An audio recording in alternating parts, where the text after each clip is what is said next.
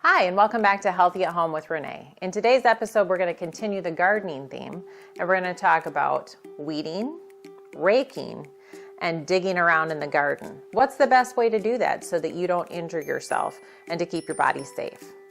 Now remember, in those first few days of gardening, and all the time, but those first few days, you want to make sure that you're setting a timer so you're not overdoing it. About 60 to 90 minutes is a nice first shot. And then get up, move around, drink some water, and then get back at it. Try not to overdo the first day. Maybe set a limit for yourself at the very beginning of the day so you know how long you're going to be out there.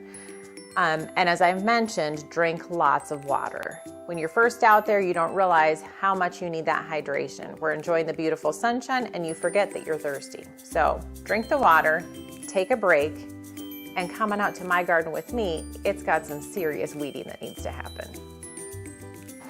Alrighty, well folks, welcome to my garden. Please remember that this is not a gardening show. I'm known in the family as having a bit of a black thumb, but I do know how to move so that you don't get hurt. So we're gonna start with weeding, all right? A couple different ways to go about this. You can squat down. Now I don't have one of those handy kneelers, but those little foam pads are great for kneeling to pull weeds.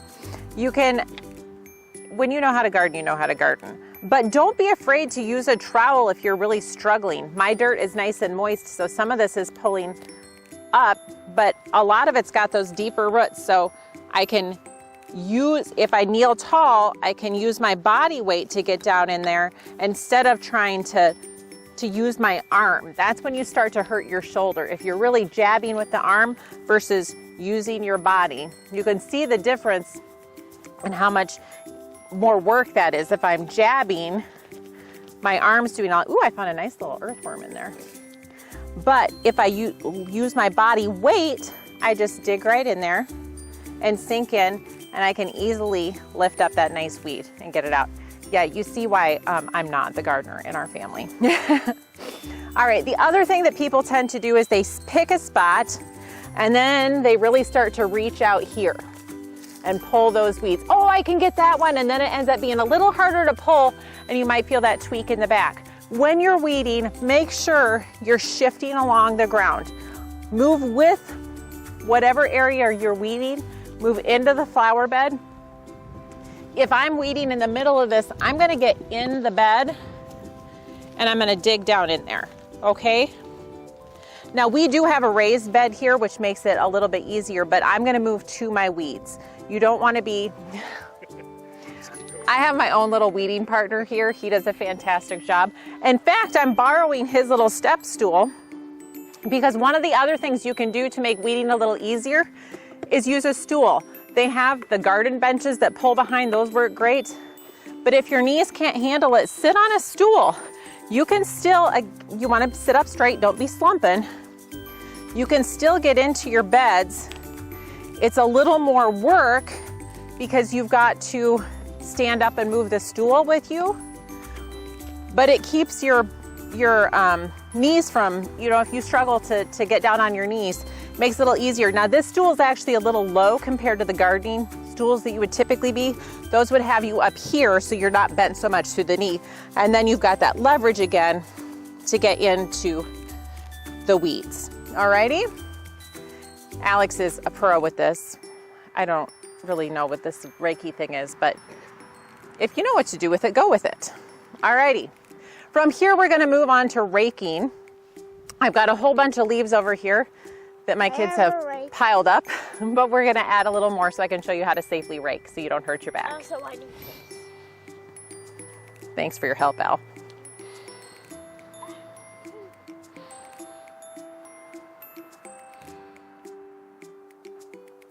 All right, and finally we're gonna talk about raking.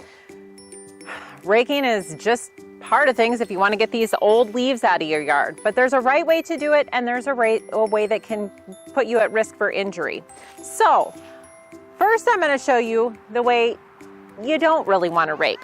I see people sometimes stretch way out there to try and get stuff, but that puts your back in a really bad position and it's a nice way to cause some injury to the low back or pull some muscles through here. What you want to do is use your legs to help you rake, okay? So the back is going to maintain a natural curve through here. So just kind of that nice upright posture. And then we're going to use our legs. See how I'm shifting my weight back?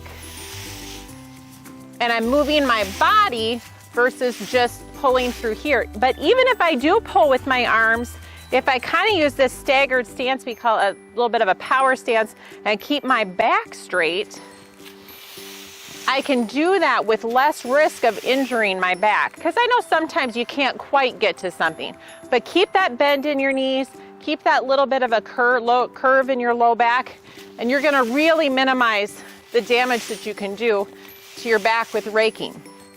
Preferably, you're moving your body.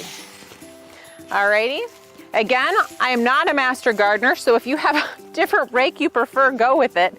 But make sure that you're using your legs, a little bend in the knee, a little bit straight, a little bit of natural curve through the back, a little more upright, and let your hips bend as you come forward to get those leaves. Alrighty, so those are some quick tips on helping to save your back while you're raking. Again, remember to stay hydrated, set that timer, take frequent breaks. If you start to feel sore, you've done too much, it's time to rest, all right?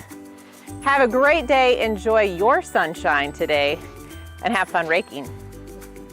Thanks for watching. Make sure to like and subscribe.